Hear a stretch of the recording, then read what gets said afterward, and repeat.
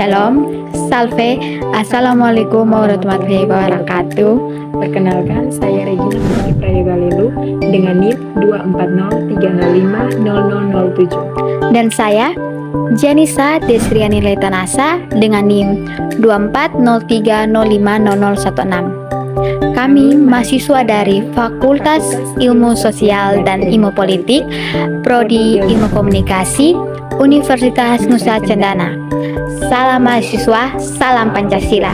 Di era digital ini, perkembangan teknologi harus dibarengi dengan kemajuan etika, seperti menghargai orang lain, menjaga privasi orang lain, dan juga menyebarkan informasi yang benar. Hal-hal tersebut merupakan penerapan dari sila Pancasila kedua, yaitu kemanusiaan yang adil dan beradab. Indonesia adalah negara yang berdiri kokoh di atas Pancasila sebagai dasar negara. Pancasila mengajarkan nilai-nilai kemanusiaan, keadilan, dan persatuan. Namun, bagaimana jadinya jika pelanggaran HAM dilakukan?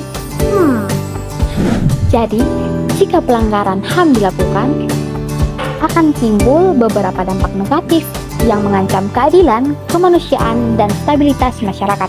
Berikut beberapa akibat dari pelanggaran HAM. Jadi di sini saya akan menjelaskan dampak pelanggaran HAM bagi korban. Yang pertama, trauma psikologis.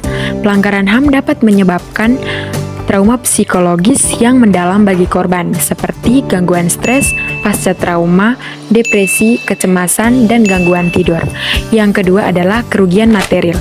Korban pelanggaran HAM seringkali mengalami kerugian material seperti kehilangan harta benda, penghasilan, dan peluang kerja. Yang ketiga, diskriminasi dan stigma. Korban pelanggaran HAM dapat mengalami diskriminasi sosial yang dapat menghambat mereka untuk mendapatkan akses terhadap pendidikan, pekerjaan, layanan, dan kesehatan. Yang berikut, hilangnya kebebasan dan hak asasi. Pelanggaran HAM dapat mengakibatkan hilangnya kebebasan dan hak asasi korban, seperti hak untuk hidup, kebebasan berekspresi, hak untuk mendapatkan keadilan, dan untuk mendapatkan perlindungan hukum. Baik, saya akan menjelaskan mengenai dampak pelanggaran HAM bagi pelaku. Yang pertama, hukum pidana. Pelaku pelanggaran HAM dapat dihukum pidana baik melalui pengadilan HAM maupun melalui pengadilan umum. Yang kedua, reputasi rusak. Pelaku pelanggaran HAM dapat mengalami kerusakan reputasi dan kehilangan kepercayaan dari masyarakat.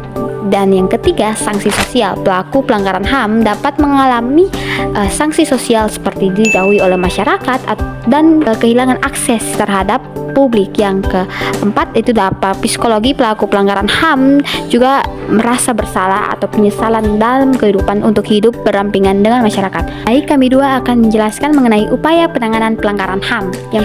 Yang pertama ada penegakan hukum. Pemerintah memiliki kewajiban untuk menegakkan hukum dan menindak pelaku pelanggaran HAM. Yang kedua, mengenai pemulihan korban. Pemerintah dan lembaga terkait harus menyediakan mekanisme pemulihan bagi korban pelanggaran HAM seperti rehabilitasi fisik dan mental, kompensasi, dan akses terhadap keadilan. Teman-teman, dari penjelasan tadi kita dapat menyimpulkan bahwa pelanggaran HAM merupakan perbuatan yang dapat merugikan hak dan kewajiban dari orang lain. Maka dari itu mari kita sama-sama menunjukkan keadilan bagi kita masyarakat Indonesia. Salam mahasiswa, salam Pancasila, salam keadilan.